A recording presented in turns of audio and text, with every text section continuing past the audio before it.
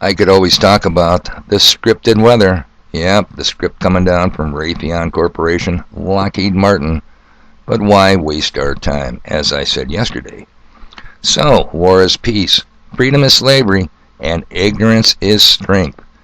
The big three quotes from George Orwell's 1984, written in 1948, published in 1949. So who was old Georgie boy? Well, we have to go over here to Wikipedia, source of all truth and information. Well, son of a bitch, that wasn't even his real name. It was his pen name. It's Eric Arthur Blair, an English novelist, essayist, journalist, and critic. His work is characterized by lucid prose, social criticism, opposition to totalitarianism, and support of democratic socialism. Now, Jesus, there's kind of an oxymoron, huh? I'm against totalitarianism, but I sure support socialism. Yeah, and you know what? Wikipedia always leaves out the fact that he's a pink-eyed commie. God damn it. I thought this was a source of all news you could use, reliable truth, published on the internet. Okay, now the only thing I would do to update Georgie's list is by adding, and abortion is a woman's health rights, also known as reproductive rights. My ass, you can't make this stuff up, people. The small g gods who run this world are hungry for your worship. A lot of people give it to them. They need those child sacrifices, even on Tuesday, the 5th of July, 2022. Now, I'm hoping some of you got a chance to view a funny thing happened on the way to the moon, a video I linked to yesterday's podcast. People, use some common sense, please. If you have to fake photos to prove you're halfway to the moon, did it ever occur to you they couldn't get halfway to the moon? You know, it's 2022 or so they say, and we still can't achieve anything higher than low Earth orbit, up to about 1,000 miles up. Usually we hang around the 250-mile mark. Amazing.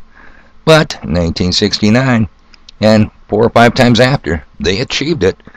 So they couldn't get halfway to the moon because they had to fake the pictures. And by pure, simple logic, if they didn't get halfway, do you think it's a safe bet they didn't get all the way to the moon? I think NASA mooned America, people. And some people, NASA fanboys. My mailman, no names. Gobble it up. I'm just saying, people, just asking. And here's an interesting observation from the link video to yesterday's podcast. Come on, I hope it plays. We'll see. Here we go. We now realize that perhaps the reason Neil Armstrong has never given an on-camera interview is because he doesn't want to lie anymore. What threats may have been made upon such honorable men or their families to possess their reluctant cooperation and later ill feelings towards perpetuating this still darkened hour in American history? NASA's highest-ranking official, James Webb, resigned without explanation just days before the first Apollo mission. Why, when he was on the threshold of achieving the greatest accomplishment of his career? All 3 Apollo 11 astronauts also resigned shortly after their return.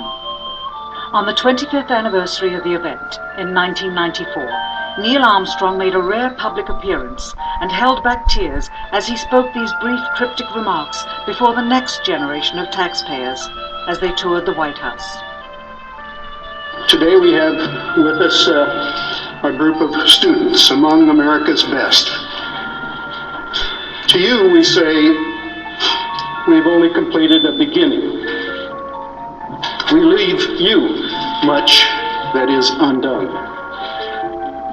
There are great ideas undiscovered, breakthroughs available to those who can remove one of truth's protective layers.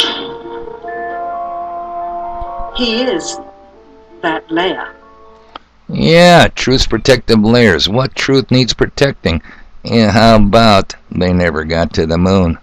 Couldn't then, can't now. You're not going to land on a plasma light source, people. It's not a rock out there somewhere. Okay, now, in the shits and giggles category, you're going to have to do the Google images and search Russian emblem. Take a look at that, dude. Now, search the Google images for cover of Morals and Dogma, Delta Oscar Golf Mike Alpha. That is the Masonic Bible, people, written by Albert Pike, the big high-ranking Mason. Take a look at the cover of Morals and Dogma. Notice anything similar? Now, last one, this is going to be easy, people. Search fake presidential seal. My God, what do you see there? The eagle turned into a two-headed bird. Oh yeah, the phoenix.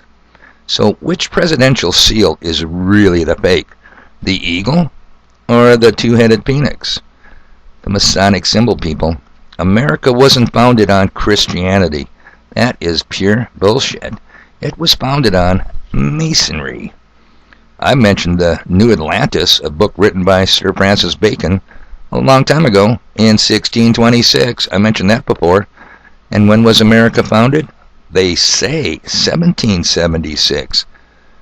And even the name of our country, did it come from some obscure explorer named Amerigo Vespucci or the Aztec Amoruco, which translates land of the plumed serpent? Yep, the two-headed phoenix. Can't make this shit up, people. Won't make this shit up, people. No need to make this shit up, people.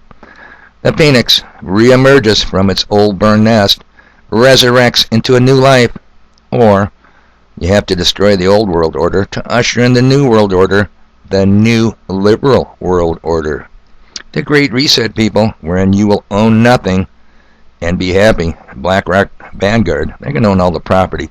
And if your social credit score is good on your smartphone, they may let you pay rent to them and stay. If not, you get the boot.